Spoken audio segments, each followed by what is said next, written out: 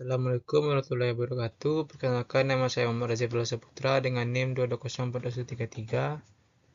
Pada kesempatan kali ini saya akan mempresentasikan tugas dengan mata kuliah Manajemen Risiko dan Kebencanaan yang diampu oleh dosen yaitu Bapak I. Permana STMT terkait pengalaman manajemen bencana terpadu bagi penyandang disabilitas, sebuah penelitian fenomenologis tentang pengalaman penyandang disabilitas ortopedi di Turki.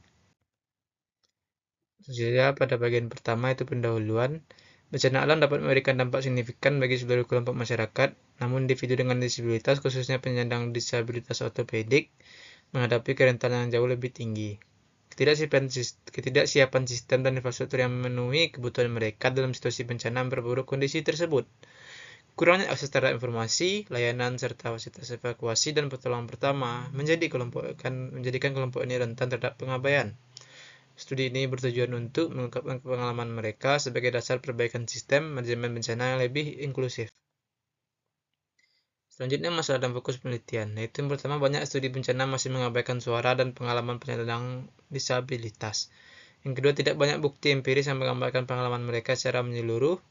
Yang ketiga, fokus penelitian ini yaitu pengalaman penyandang disabilitas ortopedik sebelum, saat, dan sesudah bencana. Tujuan penelitian yang pertama itu mengungkapkan hambatan yang dihadapi penyandang disabilitas ortopedik dalam situasi bencana. Yang kedua, menilai sejauh mana mereka dilibatkan dalam perencanaan dan pelaksanaan manajemen bencana. Yang ketiga, memberikan masukan praktis untuk sistem kebencanaan yang lebih inklusif. Yang keempat, penelitian ini memperkuat pentingnya hak-hak penyandang disabilitas dalam konteks kebencanaan. Yang kelima, memberikan landasan bagi reformasi kebijakan berbasis kebutuhan dapat menjadi kelompok rentan. Yang terakhir, itu dapat menjadi rujukan pemerintah, NGO, dan masyarakat selanjutnya untuk merancang program bencana. Selanjutnya pertanyaan dan kerangka analisis. Pertanyaan yang digunakan dalam penelitian itu bagaimana pengalaman nyata penyandang disabilitas ortopedik dalam bencana. Yang kedua, faktor apa yang mendukung atau menghambat ketahanan mereka. Selanjutnya itu analisis dilakukan dalam kerangka manajemen bencana terpadu, yaitu pada pra, saat, dan pasca bencana.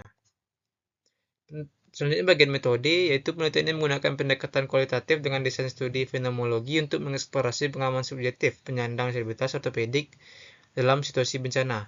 Pendekatan ini dipilih karena mampu menggali makna dan persepsi mendalam dari pengalaman para partisipan. Data dikumpulkan melalui wawancara mendalam semi-struktur yang memungkinkan partisipan untuk menceritakan pengalaman mereka secara naratif dan reflektif. Peneliti memastikan bahwa setiap percakapan berlangsung dalam suasana yang aman, inklusif, dan tanpa tekanan. Analisis data dilakukan melalui proses coding tematik yang sistematis untuk mengidentifikasi pola-pola penting dalam narasi yang disampaikan. Lanjutannya yaitu partisipan dalam penelitian ini terdiri dari individu dengan disabilitas ortopedik yang pernah mengalami situasi bencana. Teknik proportif sampling digunakan untuk memilih partisipan yang sesuai dengan kriteria studi, yaitu mereka yang dapat memberikan pengalaman yang relevan. Total 11 orang partisipan diwawancarai, mencakup variasi usia, jenis kelamin, dan latar belakang sosial. Wawancara dilakukan secara tatap muka dan direkam dengan persetujuan partisipan. Kemudian ditranskripsikan secara verbatim, itu merujuk pada sesuatu yang ditulis atau diucapkan secara tepat, kata demi kata, tanpa ada perubahan atau penyederhanaan. Selanjutnya itu bagian hasil penelitian atau result. Yang pertama itu rendahnya kesiapsiagaan menghadapi bencana. Sebagian besar partisipan mengaku tidak memiliki kesiapsiagaan menghadapi bencana, baik secara fisik, psikologis, maupun informasional. Mereka tidak memiliki rencana evakuasi pribadi, tidak mengetahui titik kumpul darurat, dan tidak menerima pelatihan kebencanaan sebelumnya. Hal ini menunjukkan adanya kesenjangan besar dalam penyebaran informasi dan program edukasi kebencanaan bagi penyandang disabilitas. Bahkan ketika memiliki keinginan untuk belajar, stigma dari masyarakat membuat mereka tidak diikutsertakan dalam pelatihan yang tersedia. Ketidakterlibatan ini memperburuk rasa keterasingan mereka dalam menghadapi manajemen risiko bencana. Yang kedua itu hambatan evakuasi dan akses ke tempat aman. Partisipan melaporkan kesulitan besar dalam proses evakuasi saat terjadi bencana. Hambatan fisik seperti tangga tanpa rem, jalanan rusak, atau kondisi medan yang tidak memungkinkan bagi kursi roda membuat evakuasi menjadi nyaris mustahil tanpa bantuan. Beberapa harus bergantung sepenuhnya pada anggota keluarga atau tetangga untuk menyelamatkan diri. Selain itu, tempat perlindungan sementara dan titik kumpul darurat tidak dirancang dengan mempertimbangkan kebutuhan fisik mereka. Hal ini membuat mereka mereka merasa terisolasi dan tidak diharapkan dalam proses tanggap darurat. Yang ketiga, akses terbatas ke bantuan pasca bencana. Setelah bencana, partisipan juga menghadapi kendala serius dalam memperoleh bantuan. Bantuan seperti makanan, tenda, dan air bersih seringkali tidak menjangkau mereka karena adanya sistem distribusi yang tidak transparan dan diskriminatif. Mereka juga tidak memiliki informasi yang memadai mengenai lokasi atau prosedur pengambilan bantuan. Bahkan ketika mereka berusaha mengakses bantuan, mereka menghadapi sikap diskriminatif dari petugas yang meremehkan kebutuhan mereka sebagai penyandang disabilitas.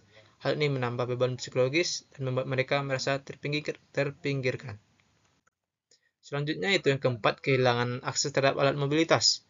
Sebagian besar partisipan sangat bergantung pada alat bantu mobilitas seperti kursi roda, krak, dan ortosis.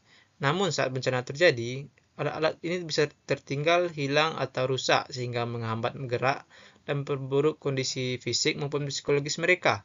Upaya untuk mendapatkan alat pengganti pun seringkali sulit karena tidak adanya dukungan dari pihak berwenang. Ketidaksediaan alat bantu secara langsung menurunkan tingkat kemandirian mereka dalam kehidupan sehari-hari pasca bencana. Situasi ini menunjukkan betapa pentingnya integrasi kebutuhan alat mobilitas dalam sistem logistik kebencanaan. Yang kelima itu pengalaman diskriminasi dalam distribusi bantuan. Partisipan mengalami berbagai bentuk diskriminasi dalam proses distribusi bantuan. Mereka seringkali dianggap tidak layak menerima bantuan atau dianggap sebagai beban. Beberapa bahkan mengalami penolakan langsung saat mendatangi pusat bantuan. Sikap seperti ini mencerminkan pandangan sosial yang memarginalkan penyandang disabilitas dan menegaskan bahwa inklusi masih jauh dari tercapai dalam praktik kebencanaan. Hal ini menunjukkan bahwa pelatihan sensitisasi bagi petugas kebencanaan sangat penting untuk mencegah diskriminasi dan meningkatkan inklusi. Selanjutnya yang keenam, ketergantungan terhadap dukungan di keluarga dan komunitas. Partisipan menyebutkan bahwa dukungan keluarga dan komunitas sangat membantu dalam proses pemulihan. Bantuan ini tidak hanya berupa fisik dan logistik, tetapi juga dukungan emosional dan psikososial yang sangat penting dalam membangun ketahanan mental. Ada pula relawan yang hadir memberikan dukungan tanpa mengenal latar belakang mereka, yang memberikan rasa solidaritas dan pengakuan sosial. Dan yang ketujuh, tidak dilibatkan dalam proses manajemen bencana. Partisipan menegaskan bahwa mereka tidak dilibatkan dalam perencanaan maupun pelaksanaan program manajemen bencana. Mereka tidak pernah diajak dalam penyusunan rencana kontingensi, pelatihan, maupun kegiatan simulasi. Ketidakadilan mereka dalam proses ini berakar dari pandangan bahwa penyandang disabilitas tidak mampu berkontribusi dalam situasi krisis. Padahal, keterlibatan aktif mereka justru dapat memberikan perspektif penting dalam meningkatkan kualitas respon kebencanaan. Tanpa perlibatan tersebut, sistem manajemen bencana akan terus gagal mencapai prinsip inklusivitas. Selanjutnya, urgensi dan kesetaraan. Tanpa pendekatan yang inklusif, manajemen bencana akan terus gagal melindungi kelompok yang paling rentan. Studi ini menjadi pengingat bahwa penyandang disabilitas bukan sekadar objek bantuan, tetapi subjek aktif yang memiliki hak untuk berpartisipasi dan dilindungi. Meningkatkan inklusi bukan hanya soal keadilan sosial, tetapi juga efisiensi dan keberhasilan sistem kebencanaan secara keseluruhan. Dengan melibatkan mereka secara aktif, sistem dapat menjadi lebih responsif, adaptif, dan manusiawi. Sudah saatnya prinsip tidak meninggalkan siapapun benar-benar diterapkan dalam setiap aspek kebijakan dan praktik kebencanaan. Selanjutnya, terakhir, masuk pada bagian kesimpulan. Studi ini mengungkapkan bahwa penyandang disabilitas ortopedik menghadapi beragam tantangan signifikan sebelum, sesaat, dan setelah bencana. Mereka memiliki tingkat kesiapsiagaan yang rendah, akses terbatas terhadap pelatihan dan bantuan, serta mengalami diskriminasi dalam berbagai bentuk. Ketergantungan terhadap alat mobilitas dan dukungan dari keluarga menjadi faktor krusial dalam proses adaptasi dan pemulihan mereka. Namun, minimnya pelibatan mereka dalam sistem manajemen bencana menunjukkan adanya eksklusi sistematis yang perlu segera diatasi. Dengan demikian, perlu ada transformasi mendasar dalam pendekatan bencana yang lebih adil dan inklusif. Selanjutnya, rekomendasi kebijakan. Pemerintah dan lembaga kebencanaan harus mulai mengintegrasikan kebutuhan penyandang disabilitas dalam seluruh tahapan manajemen bencana. Ini mencakup perencanaan, pelatihan, evakuasi, pemberian bantuan, hingga tahap pemulihan. Selain itu, perlu dikembangkan sistem distribusi bantuan yang adil dan transparan, serta pelatihan khusus bagi petugas untuk mengenali dan menghormati hak-hak penyandang disabilitas. Fasilitas publik, tempat evakuasi, dan informasi kebencanaan harus dirancang secara universal. Kolaborasi antara sektor publik serta sektor swasta dan masyarakat sipil mutlak diperlukan untuk memastikan inklusi menjadi lebih baik. Baiklah, sekian yang dapat saya sampaikan terkait presentasi pada kesempatan kali ini. Terima kasih atas perhatiannya. Saya ucapkan terima kasih. Assalamualaikum warahmatullahi wabarakatuh.